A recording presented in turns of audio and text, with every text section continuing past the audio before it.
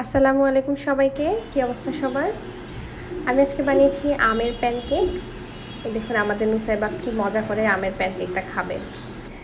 সে খুবই পছন্দ করেছিল আমের প্যানকেকটা। মাশাআল্লাহ, সে খুবই পছন্দ করে খেয়েছে আমের প্যানকেকটা। সে কিন্তু ইউজুয়ালি আম খেতে চায় না, এই জন্যে আমার এই আমের প্যানকেকটা বানানোর বুদ্ধি বের করা।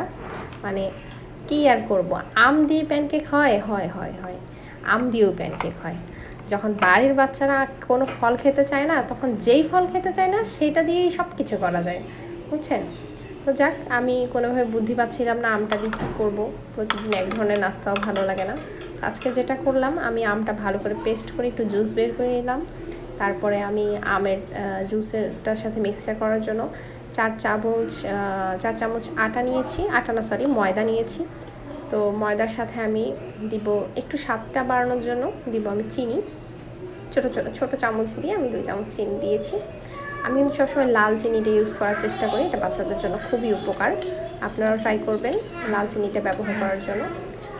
তো তারপরে আমি ডিম দিব। ডিমের কিন্তু আমি কুসুমটা দিইনি, শুধু সাদা অংশটা দিয়েছি, কারণ আমের পরিমাণটা কম, আটার পরিমাণও কম। আমি অল্প করে একটু নাস্তা করব, বিকেলবেলার নাস্তা, তো এই জন্য আমি ডিমের কুসুমটা দিইনি, শুধু সাদা অংশটা দিয়েই করেছি। তো এরপরে আমি আমটা অ্যাড করব।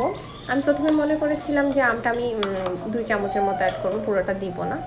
পরে ভাবলাম যে না, পুরোটাই দিয়ে দিই, কারণ আমের পরিমাণও কম, খুব একটা বেশি না। তো আমি পরবর্তীতে পুরো আমটাই অ্যাড করে ফেলেছি। তো এই পর্যায়ে আমি ভালো করে মিক্স করে নিব ব্যাটারটা, একদম সুন্দর করে ভালো করে মিক্স করব ব্যাটারটা। আপনারা সবসময় চেষ্টা করবেন যে বাচ্চাদেরকে যে কোনো ধরনের খাবার, একটু হেলদি খাবার খাওয়ানোর জন্য, কারণ বাচ্চারা নর্মালি আমাদের মতো ফাস্ট ফুড বা অয়েলি খাবার তো খেতে চায় না, বা খাওয়ানো উচিতও না। এই ধরনের খাবারগুলো আসলে বাচ্চাদের জন্য খুবই হার্মফুল, খাওয়ানো উচিত না। তো আমি ভালো করে ব্যাটারটা মিক্স করার পরে দেখলাম যে আমার ব্যাটারটা খুবই টাইট ছিল। তো আমি সেখানে আরেকটু পানি অ্যাড করলাম। পানি অ্যাড করে আমি আবার একটু ব্যাটারটা মিক্স করেছিলাম। তো এই পর্যায়ে আমার ব্যাটারটা যখন পারফেক্ট হয়েছে, তখন আমি গ্যাসটা অন করে দিলাম। আমি তাওয়াটা একটু তেল ব্রাশ করে হিট করে নিয়েছিলাম মিডিয়াম আঁচে, আমি সেটা দেখাইনি। তো এরপরে আমি প্যানকেকগুলো একে একে বানিয়ে নেব। আমার এখানে প্রায় 5টার মতো হয়েছে প্যানকেক। তো আমি এখানে প্রত্যেকটা প্যানকেকই বানানো দেখিয়ে নেব। এই যে দেখেন, আমি 1 চামচ করে দিয়েছিলাম। তো প্যানকেকটা ঢাকনা দেওয়ার কিছুক্ষণের মধ্যেই, 2-3 মিনিটের মধ্যেই উপরটা একদম পারফেক্টলি কুক হয়ে যাবে, সিদ্ধ হয়ে যাবে। তো আমি তারপরে উল্টায় দিব। আমি জাস্ট ফার্স্টে তেল ব্রাশ করেছি, এরপরে কিন্তু আমি কোনো প্রকার কোনো তেল দিইনি, কোনো প্রকার কোনো তেল অ্যাড করিনি, বা আমি তেল দিয়ে ভাজিও নি জিনিসটা। এটা জাস্ট আমি প্রথমে একটু তেল ব্রাশ করে নিয়ে বাড়তি তেলটা টিস্যু দিয়ে মুছে নিয়েছিলাম।